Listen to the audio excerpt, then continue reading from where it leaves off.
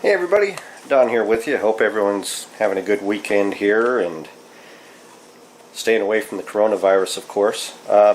Just wanted to get this video made for you all because I said I would. Unfortunately, out here in southern Oregon, where there's usually ample things to shoot that can be interesting, I could have got together some great video for everybody.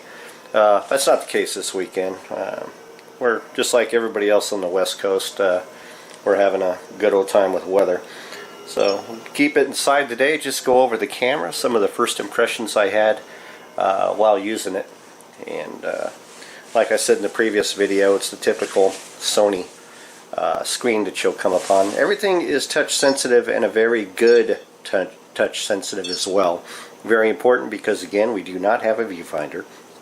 Other things missing from this camera as compared to the AX43 or the AX33 is the absence of the menu button and of course the control ring that would work with it.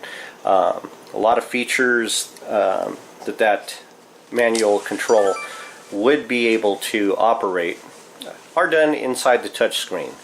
As a musician who plays electric guitars, I can tell you right now I would much rather have buttons and knobs than just using a touch screen.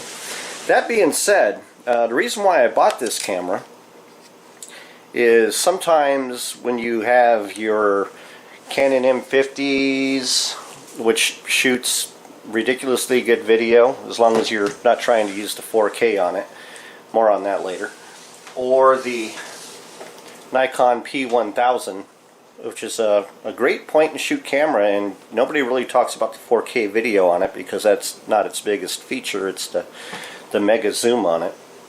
One of the things in a SLR, be it mirrorless or mirrored, is you're limited by recording time.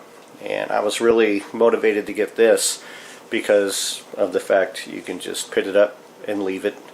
If you're recording a seminar, church service, your band, whatever the case may be, you don't have that limitation. So that was one of my major motivations for having it.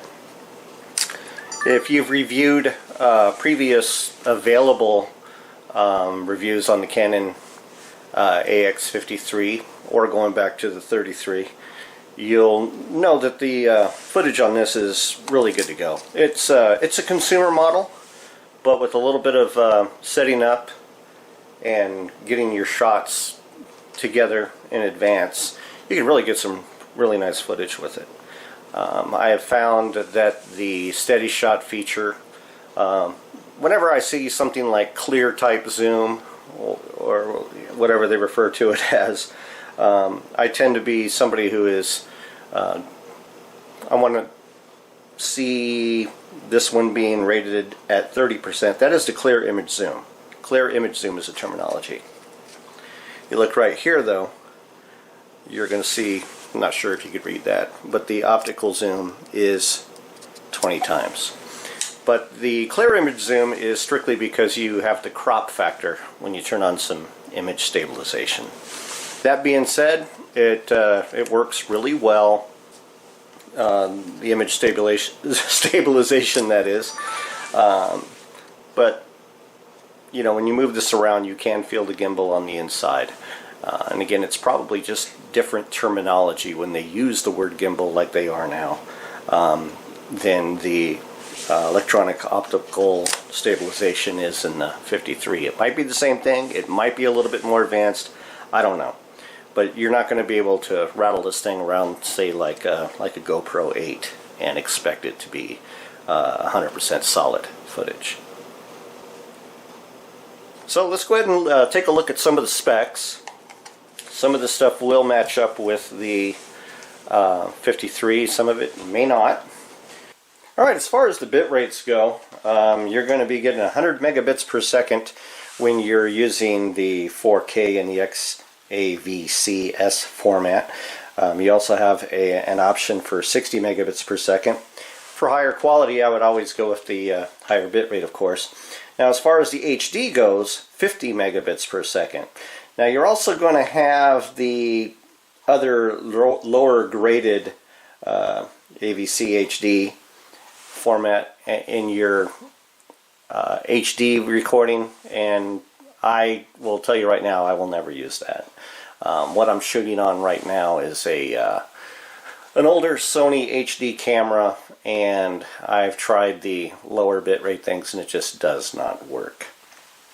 Alright, so I can tell you that some of the footage that I've shot so far has been absolutely stellar in compared to the Sony HD camera that I'm using right now, which is a really light handheld and strictly a consumer model. When I bought the camera, I went ahead and bought a couple of more of batteries, which was, you know, another $28 deal. And for the price, I think they'll work out just great. I don't expect to always be in situations where I'm going to burn off one battery, let alone three. But for about 28 bucks, you know, it's always nice just to get the charger that comes along with it as well. So I did want to leave a really quick video and give a little bit more insight to the unboxing that I did as far as some first impressions of actually using the camera.